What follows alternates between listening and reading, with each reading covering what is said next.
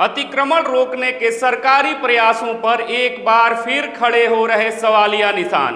पिछले वर्ष भी हल्द्वानी में वन विभाग, रेलवे और राजस्व विभाग के भूखंडों पर से अवैध कब्जा हटाने का अभियान चलाया गया था।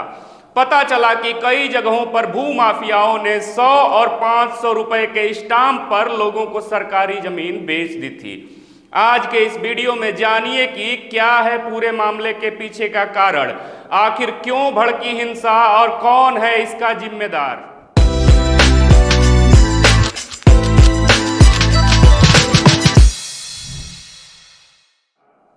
नमस्कार, मैं विश्वजीत कुमार और आप देख रहे हैं खबरों के खिलाड़ी।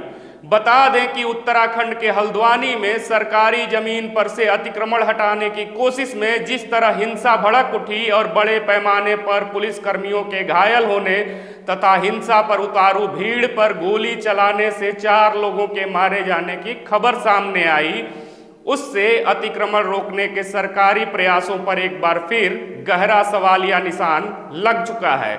डालते हैं एक नज़र इस पूरे मामले पर। समाचार एजेंसी पीटीआई के अनुसार बनभुलपुरा में पुलिस कथित रूप से गैर कानूनी तरीके से बने एक मदरसे को तोड़ने का काम करवा रही थी। तभी स्थानीय लोगों ने आगजनी शुरू कर दी और पत्थर फेंकने लगे। मदरसे को हटाने के काम में नगरपालिका के कर्मचारी और पुलिसकर्मी भी शामिल थे। पीटीआई के अनुसार बनभुलपुरा में भड़की हिंसा में कम से कम 60 लोग जख्मी हुए हैं। वहीं नैनीताल के डीएम वंदना सिंह ने कहा कि हिंसा में 2 लोगों की मौत हुई है। उन्होंने कहा कि हल्द्वानी में कर्फ्यू लगा दिया गया है जो अगले आदेश तक जारी रहेगा। डीएम के अनुसार यदि माने तो हिंसक भीड़ ने कई वाहन जला दिए हैं, जिनमें ज्यादातर 2 पहिया वाहन हैं। इनकी संख्या के बारे में फिलहाल स्पष्ट रूप से कुछ कहा नहीं जा सकता। हिंसा में 1 दर्जन पत्रकारों समेत कई पुलिसकर्मी और नागरिक प्रशासन के लोग भी घायल हुए हैं। सुरक्षा स्थिति को देखते हुए केंद्रीय सुरक्षा बलों की 4 बटालियन समेत आसपास के जिलों से पुलिस बल को गुरुवार शाम को ही हल्द्वानी में बुला लिया गया था। हल्द्वानी इलाके के एसएसपी प्रहलाद मीणा ने कहा है कि मदरसा सरकारी जमीन पर अवैध रूप से बना था और इसे तोड़ने का नोटिस पहले ही दिया जा चुका था। अब सवाल यह है कि आखिर हिंसा भड़की क्यों।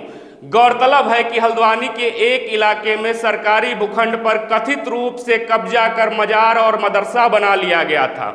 उसे हटाने के लिए पुलिस और नगर निगम के कर्मचारी वहां पहुंचे तो स्थानीय लोग उग्र हो उठे और पुलिस पर पथराव करना शुरू कर दिया। अब स्थिति यह है कि पूरे शहर में कर्फ्यू लगा दिया गया है। वहां स्थिति तनावपूर्ण बनी हुई है। इस बात की बेशक जांच होनी चाहिए कि भीड़ के उग्र और हिंसक होने के पीछे कोई साजिश तो नहीं है। बता दें कि इसी तरह पिछले वर्ष जनवरी में भी हल्द्वानी के एक इलाके में रेलवे की जमीन पर कब्जा कर बसी एक बस्ती को हटाने का अभियान चलाया गया था। तब भी खासा हंगामा देखने को मिला था। अतिक्रमण हटाने के विरोध में लोगों ने सर्वोच्च न्यायालय तक का दरवाजा खटखटा दिया और उस मामले को मानवीय करार देते हुए अदालत ने बेदखली पर रोक लगा दी थी। हल्द्वानी में और भी ऐसी जगहें हैं जहां लोगों ने अतिक्रमण कर बस्तियां या मकान दुकान बना ली हैं। पिछले वर्ष भी वन विभाग, रेलवे और राजस्व विभाग के भूखंडों पर से अवैध कब्जा हटाने का अभियान चलाया गया था। उस दौरान पता चला कि कई जगहों पर भूमाफियाओं ने महज 100 और 500 रुपए के स्टाम्प पर लोगों को सरकारी जमीन बेच दी थी। उस जमीन पर लोग घर बना कर रह रहे हैं। उनमें से ज्यादातर स्थानीय निवासी नहीं हैं। वे वहां मजदूरी वगैरह करने के लिए आए थे। अब इस बात से इनकार नहीं किया जा सकता कि सरकारी भूखंड पर किसी को अवैध रूप से कब्जा कर रिहायशी और कोई कारोबारी भवन बनाने की इजाजत नहीं दी जा सकती है। चूक कहाँ हुई? मगर यह सवाल अपनी जगह है कि प्रशासन और सरकार को तभी ऐसी जगहों को खाली कराने की सुध क्यों आती है जब लोग वहां बस्तियां बसा चुके होते हैं। देश का शायद ही कोई ऐसा शहर हो जहां अवैध रूप से कायम की गई बस्तियां आबाद न हो रही हों। ये बस्तियां कोई एक दिन में या रातों रात तो बसाई नहीं जाती। कहीं ना कहीं लोग दावे करते हैं कि वे 50-50 वर्ष से वहां रह रहे हैं। इससे स्पष्ट है कि इसमें सरकारी तंत्रों की मिलीभगत अनिवार्य होती है और जरूर होती है। सरकारी भूखंडों पर कब्जे की प्रवृत्ति पुरानी और उजागर है। इसके पीछे सक्रिय लोग भी करीब करीब पहचाने जा चुके हैं। सरकारी अमले और भूमाफिया के बीच गठजोड़ के जरिए अतिक्रमण कराया जाता है। फरीदाबाद के वन क्षेत्र में वर्षों से आबाद हजारों लोग की बस्ती को भी इसी तरह सर्वोच्च न्यायालय के आदेश पर हटाना पड़ा था। ऐसे मामलों में ठगे और मारे जाते हैं वे गरीब लोग जिन्हें धोखे में रखकर भूमाफिया कम कीमत में उन्हें जमीन बेच देते हैं। यही नहीं, कई जगह तो बस्तियां बसाने के बाद उनमें बिजली पानी की सुविधाएं भी सरकारी विभागों द्वारा दे दी जाती हैं। यहाँ तक कि लोग राशन कार्ड, आधार, पहचान पत्र जैसे दस्तावेज भी हासिल कर लेते हैं। तब क्या प्रशासन या सरकारी तंत्रों को यह जरूरी नहीं लगता कि वहां बस रहे लोगों को रोकें?